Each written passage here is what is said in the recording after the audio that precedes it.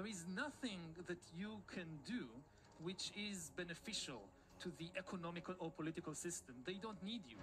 After thousands of years, during which humans were the rulers of the world, authority and power will shift away from humans to computers, and most humans will become economically useless and politically powerless. Already today, we are beginning to see the creation of a new class of humans, the useless class. Already today, we are beginning to see the creation of a new class of humans, the useless class.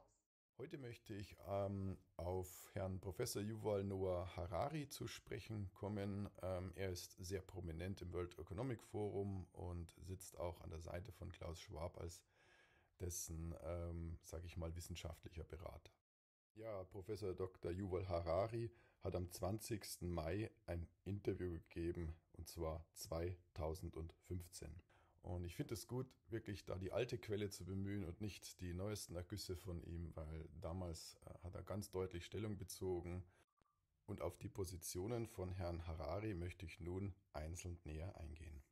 But you get to a broader view by becoming more differentiated, that is, by having more detailed views, or is it just that you get people to consider possibility that wouldn't occur to them?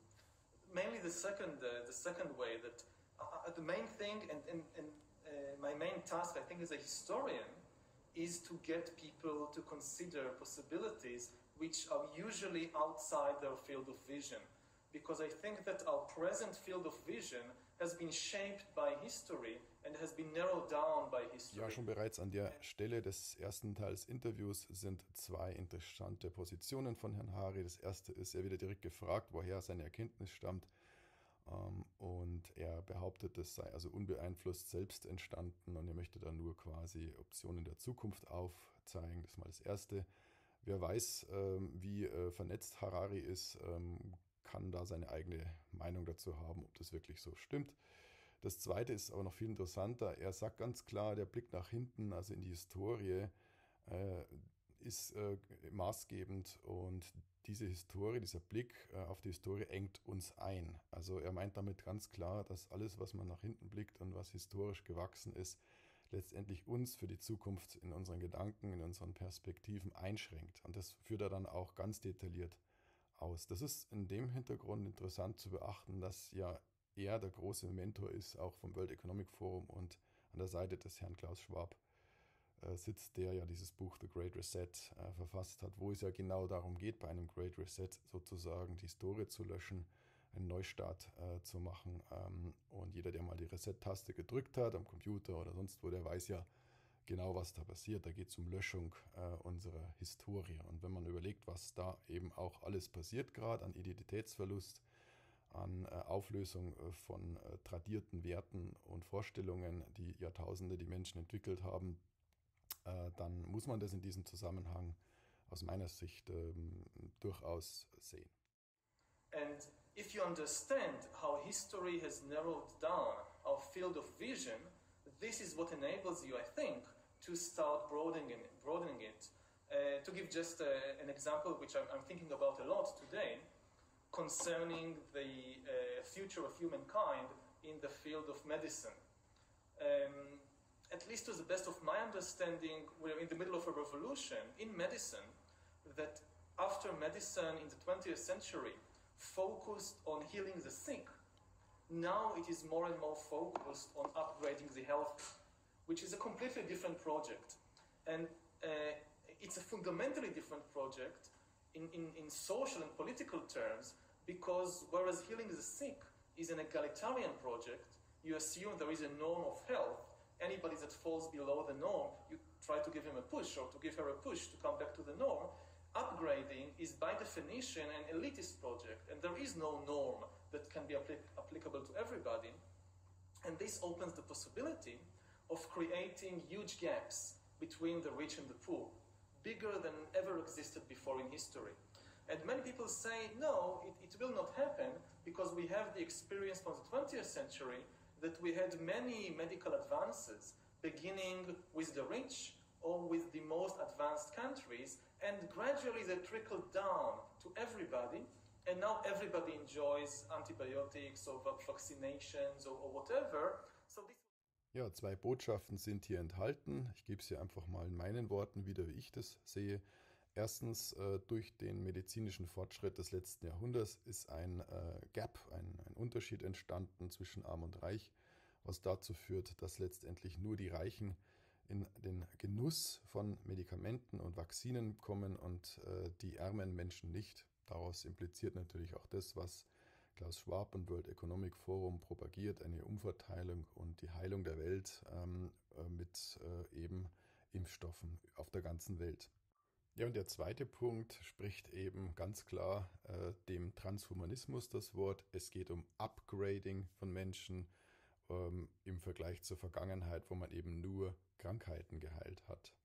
Und wiederum an der Stelle zeigt Yuval Harari auf, dass dadurch ein noch größerer Gap zwischen Arm und Reich entsteht, den es dann selbstverständlich auch wieder durch Umverteilung zu beheben and gibt. that you will see growing gaps because of that, biological gaps between rich and poor and between different countries. And you cannot just trust a process of trickling down to solve this problem. Jetzt spricht er von Biological Gaps, das heißt also wirklich der Unterschied in der Biologie der Menschen zwischen Arm und Reich. An späterer Stelle und auch Jahre später in dem, was er verbreitet, kommt es immer wieder vor, dass letztendlich nicht nur Arm und Reich sich unterscheidet und diese Schere auseinandergeht, die natürlich durch Umverteilung auch wieder wettgemacht werden muss, ganz klar, sondern eben auch quasi verschiedene, ja man kann fast sagen Menschenrassen oder neue Menschenarten entstehen, und zwar zweierlei. Auf der einen Seite eben, ich nenne es jetzt mal in meinen Worten, die Oberrasse sozusagen, die letztendlich auch unsterblich werden wird. Da kommt an der späteren Stelle nochmal ganz konkret drauf. Und eben die Unterrasse sozusagen der nutzlosen Menschen, die dann total gelangweilt sind und die man quasi auch mit Brot und Spiele bespaßen muss. Er nennt es dann später an späterer Stelle ganz wortwörtlich und empfiehlt dann denen quasi Computerspiele und Drogen zu verabreichen, damit es ihnen nicht langweilig wird. Dazu später. And I think there are fundamental reasons why we should take this very seriously. Because generally speaking, when you look at the 20th century, it's the era of the masses. And mass politics, mass economics, every human being has value, has political, economic and military value, simply because he or she is a human being. In diesem Abschnitt des Interviews geht es um den Wert des Menschen. Die Sichtweise ist ganz klar fokussiert, ich sage jetzt mal eingeschränkt, auf den Wert des Menschen hinsichtlich seiner Verwertbarkeit durch die Industrie, respektive durch Militär und Wirtschaft. Es ist ja immer spannend zuzuhören, was die Leute sagen, aber auch was sie nicht sagen. Also zum Beispiel sagt er in keinem Interview, in keinem Ton, außer dass er sich natürlich negativ dazu äußert oder das ablehnt, etwas über den Seelenmenschen oder über die geistige Komponente. Also hier wird alles auf das Materielle, den Nutzen, den der Menschen quasi für den Materialismus erbringt, reduziert. And this goes back, I think, to the structures of the military and of the economy, that every human being is valuable as a soldier in the trenches and as a worker, as a worker in the factory. But in the 21st century, there is a good chance that most humans will lose. They are losing their military and economic value. In the military, it's done, it's over. The age of the masses is over. We are no longer in the First World War, where you take millions of soldiers, give each one a rifle and run forward. And it's the same thing perhaps is happening in the economy. Maybe the biggest question, I think, of 21st century economics is, what will you need people for, or most people for, in 2050 in the economy? What will you need people for? Most people for in 2050. Auf Deutsch, zu was braucht es denn überhaupt noch Menschen im Jahr 2050? Ja, und eben diese Fragestellung ist für Yuval Harari die biggest question für das 21. Jahrhundert.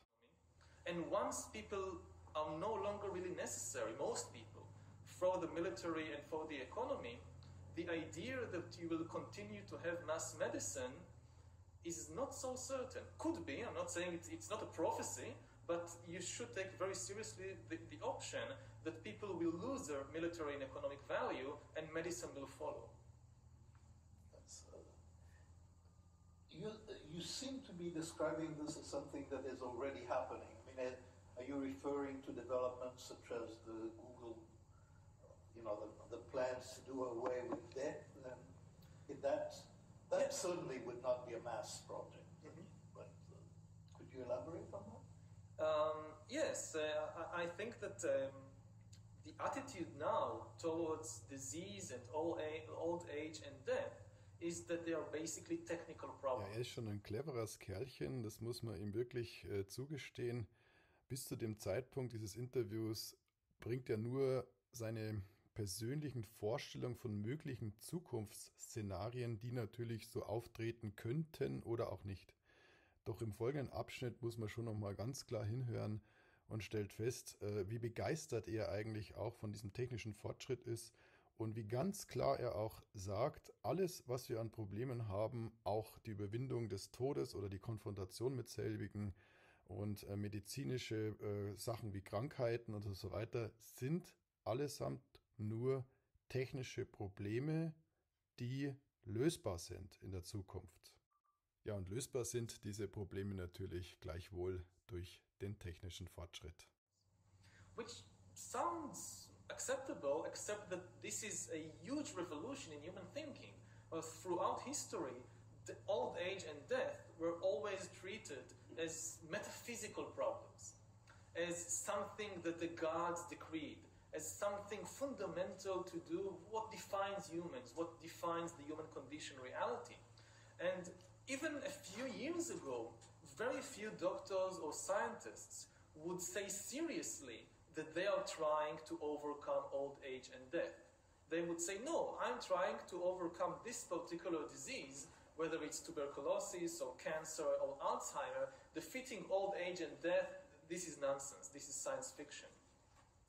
But the new attitude, I think, is to treat old age and death as technical problems, no different in essence than any other disease. It's like cancer, it's like Alzheimer, it's like tuberculosis. Maybe we still don't know all the mechanisms and all the remedies, but in principle, people always die for one reason and one reason only, and then these are technical reasons, not metaphysical reasons.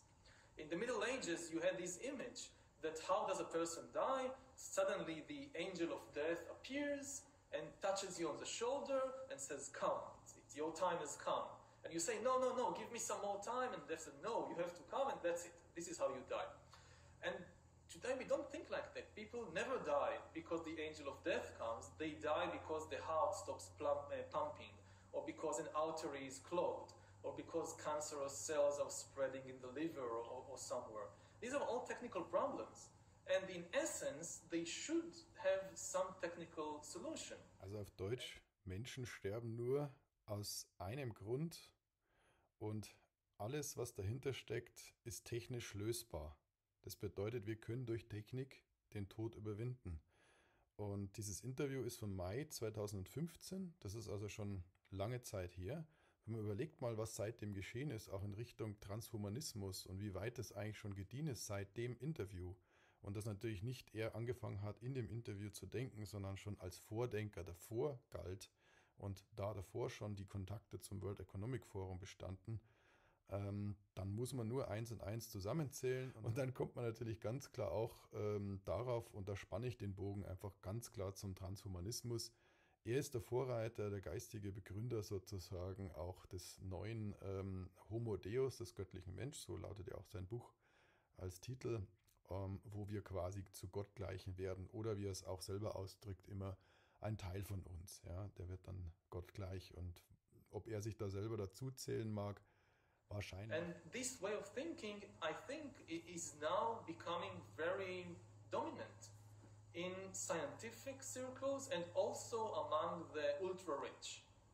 They are understanding, wait a minute, something is happening here. For the first time in history, if I'm rich enough, maybe I don't have to die. Wenn ich nur reich genug bin, dann muss ich nicht mehr sterben.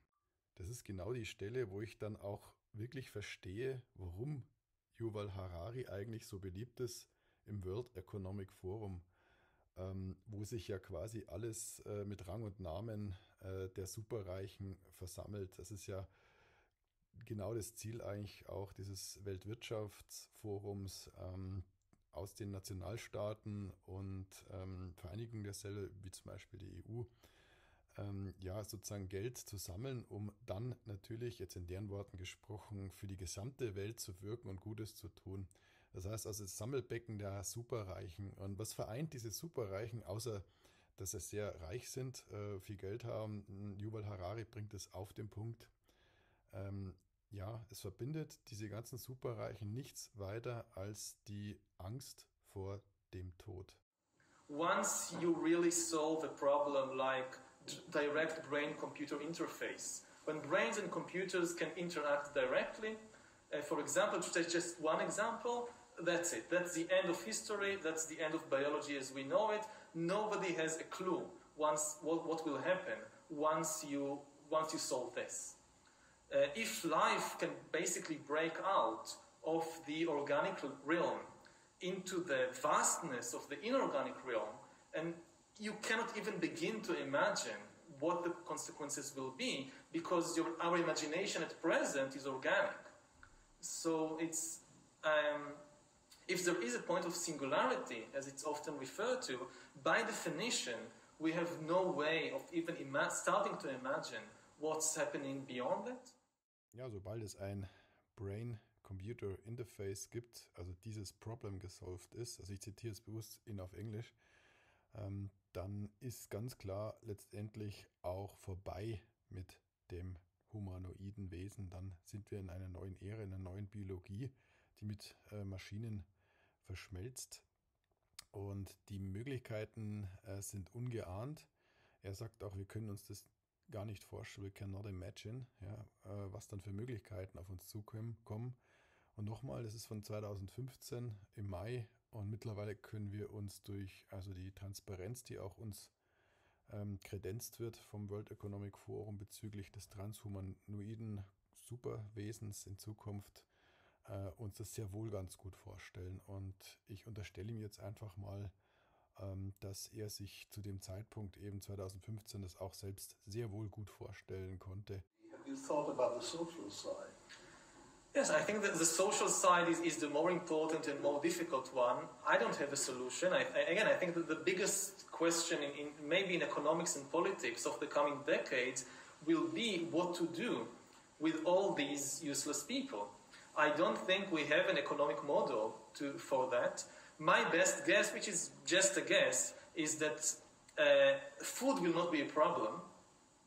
With that kind of technology, you will be able to produce food to feed everybody.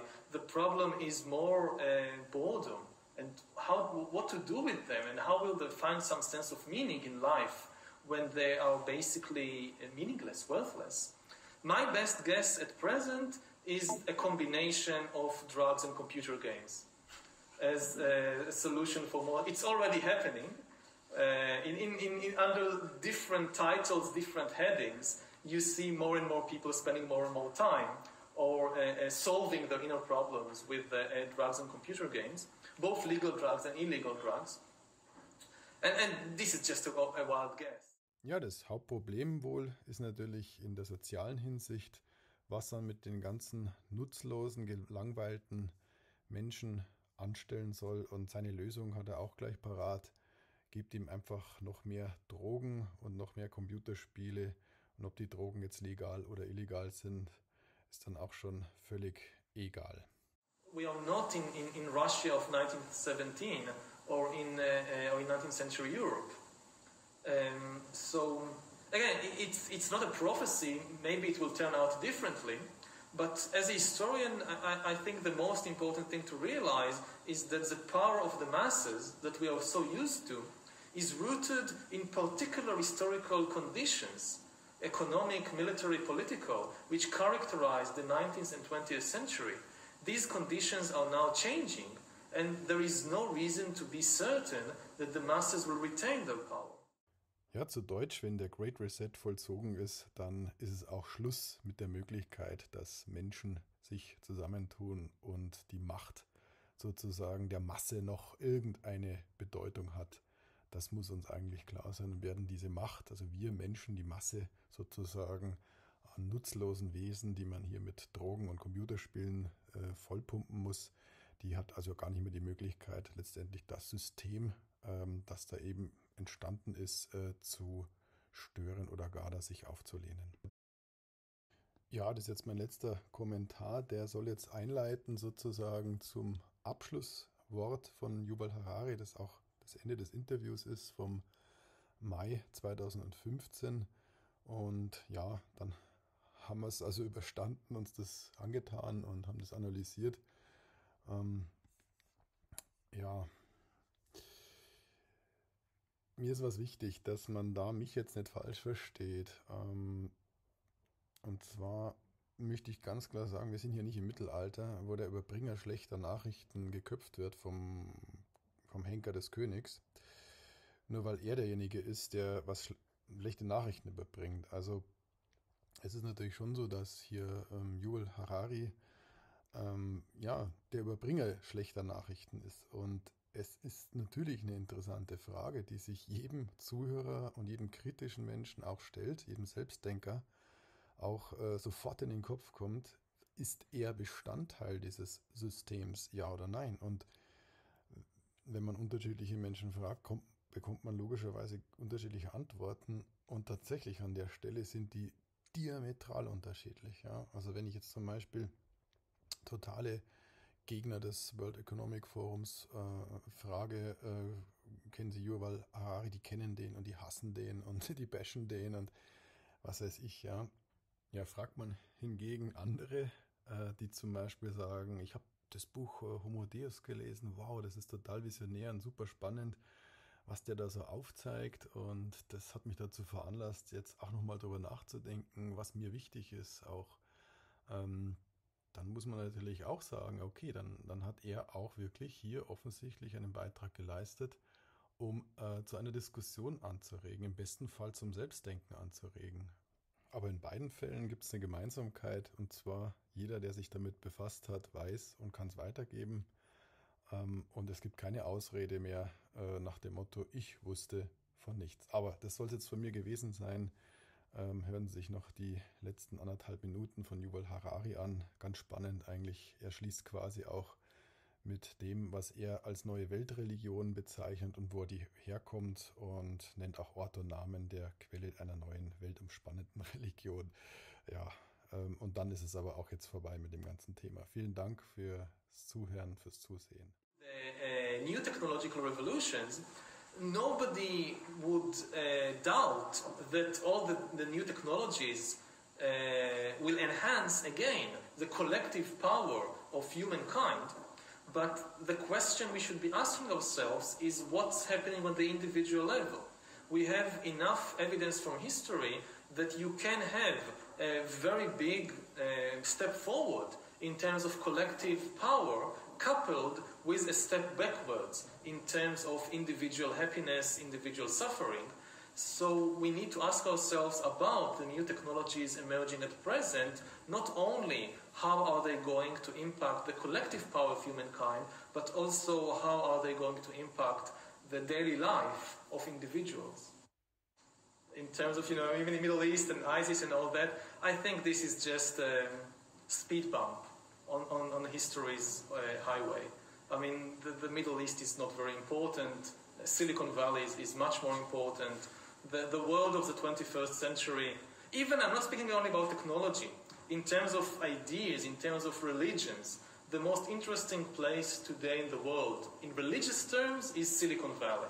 It's not the Middle East. This is where the new religions are being created now by people like Ray Kurzweil, and these are the religions that will take over the world, not the things coming out of Syria and Iraq and Nigeria.